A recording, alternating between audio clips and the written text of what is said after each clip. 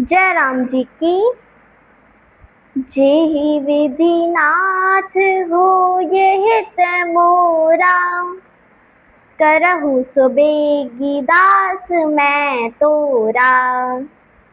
की प्रार्थना प्रभु से करते हुए श्री सीताराम जी के चरणों में प्रणाम अर्पित करके अब मैं श्री रामचरितमानस के प्रथम सोपान बालकांड के पिछले भाग से आगे के प्रसंग को आप सभी के आनंद के लिए गा रही हूँ। बेनु हरित मणिमय सब कीन्हे, सरल सपरब परहि नहीं चीन्हे। कनक कलित अहि बेल बनाई, लखि नहीं परई सपरन सुहाई। तेई के रचि पचि बंध बनाए, बिच बिच मुकुता दाम सुहाए। मानिक मरकत कुलिस पिरोजा, चीरि कोरि पचि रचे सरोजा। किए भृंग बहुरंग बिहंगा, गुंजई कूजई पवन प्रसंगा। सुर प्रतिमा खंबन गढ़ि काढ़ी, मंगल द्रव्य लिए सब ठाड़ी। चौके भांति अनेक पुराई, सिंदूर मणिमय सहज सुहाई। अर्थ: बांस सब हरी मणियों के सीधे और गांठ से युक्त ऐसे बनाए जो पहचाने नहीं जा सकते कि मणियों के हैं या साधारण। सोने की सुंदर नागबेली बनाई जो पत्तों सहित ऐसी भली लगती थी कि पहचानी नहीं जाती। उसी नागबेली से रचकर और पिच्चीकारी करके बांधने की रस्सी बनाई। बीच बीच में मोतियों की सुंदर झालरें हैं। माणिक, पन्ने, हीरे और फिरोजे इन रत्नों को चीरकर, कोर करके और पिच्चीकारी करके इनके कमल लाल, हरे, सफेद और फिरोजी रंग के कमल बनाए। बहुत से भौरे और रंग बिरंगे पक्षी बनाए जो हवा के माध्यम सहारे से गूंजते और कूजते थे।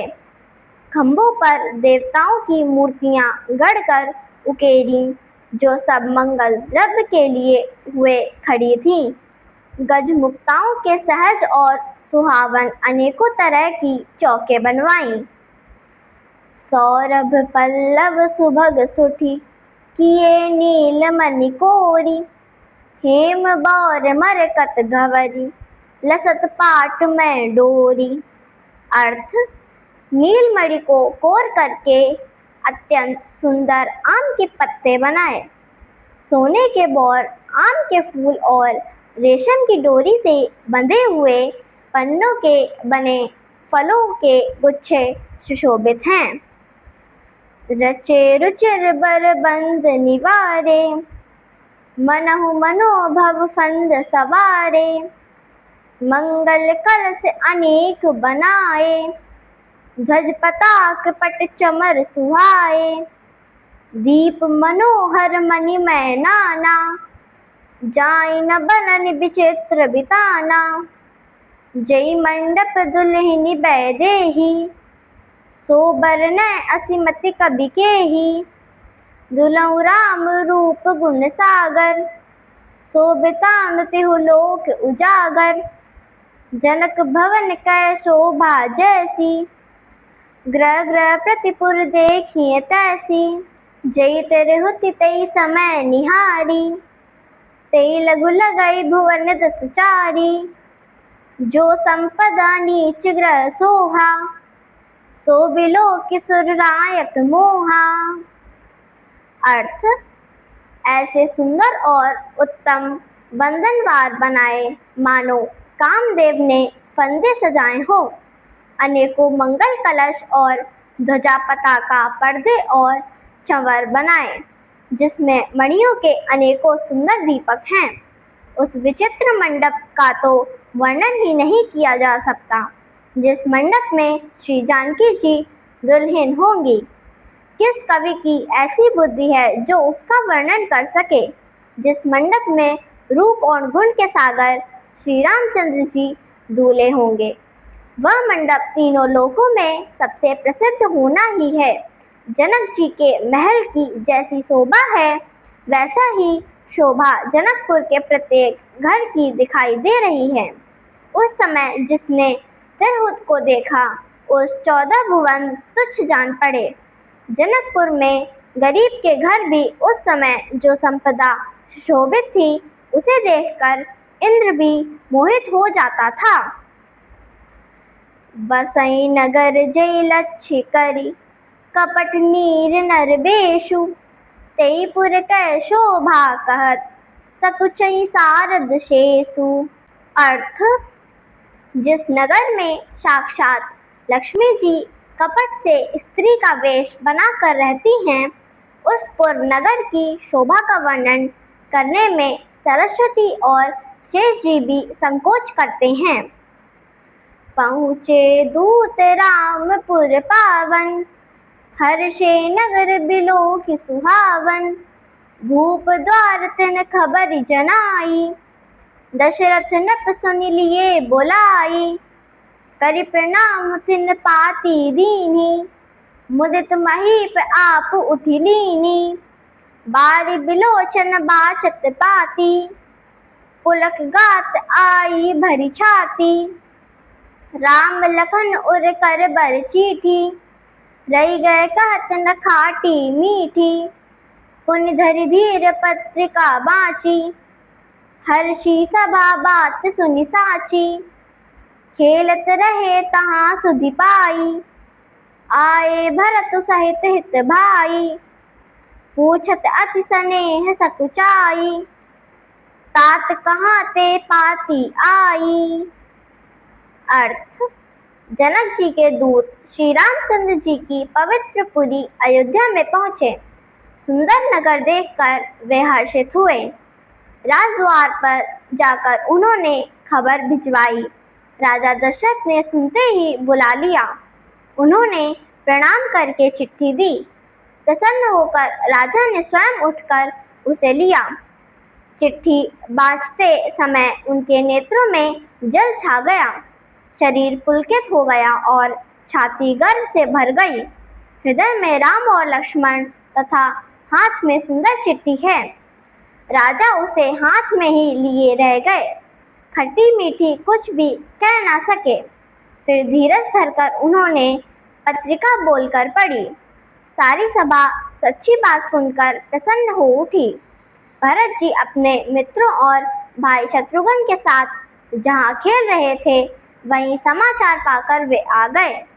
बहुत प्रेम से सकुचाते हुए पूछते हैं कि हे पिताजी, चिट्ठी कहाँ से आई है?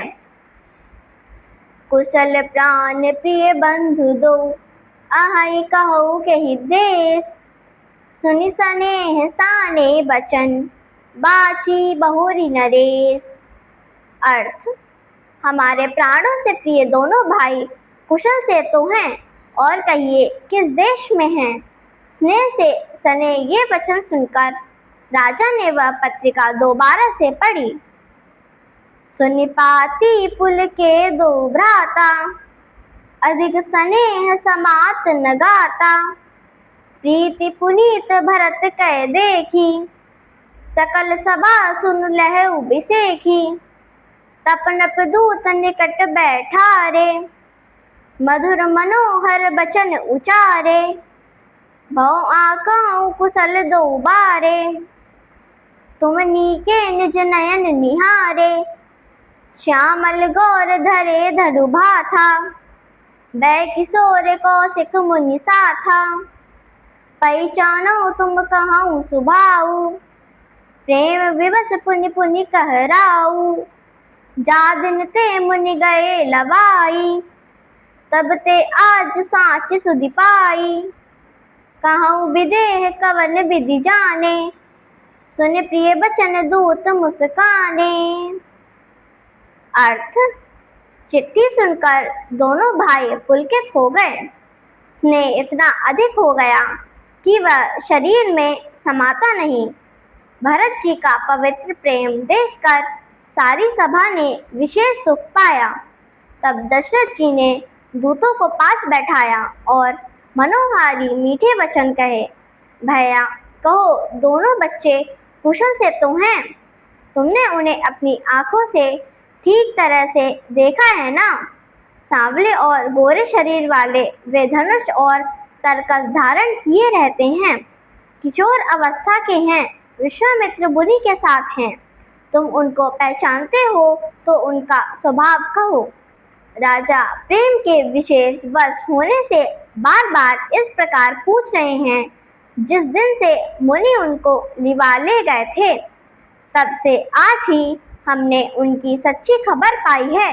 कहिए कि महाराज विदेह ने उन्हें किस तरह पहचाना। ऐसे प्रिय वचन सुनकर दूत मुस्कुराए। जय राम जी की। मेरे वीडियो को नित्य देखने वालों आप सभी से अनुरोध है कि मेरे इस प्रयास को शेयर व लाइक कर मेरी सनातन धर्म के प्रति छोटी सी सेवा को अपना स्नेह प्रदान कीजिए। जिन लोगों ने अब तक मेरे चैनल को सब्सक्राइब नहीं किया है, वे इसे सब्सक्राइब करने की कृपा करें, ताकि मेरा वीडियो आपको बिना विलंब के प्राप्त होवे। जय राम जी की।